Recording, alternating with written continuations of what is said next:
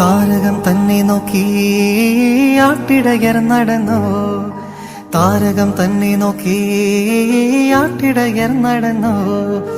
തേജസ്സു മുന്നിൽ കണ്ടു അവർ ബേതലിൻ തന്നിൽ വന്നു. തേജസ്സു മുന്നിൽ കണ്ടു അവർ ബേതലിൻ തന്നിൽ വന്നു. രാജാധിരാജന്റെ പൊൻതിരുമേനി അവർ കാലിത്തൊഴുത്തിൽ കണ്ടു.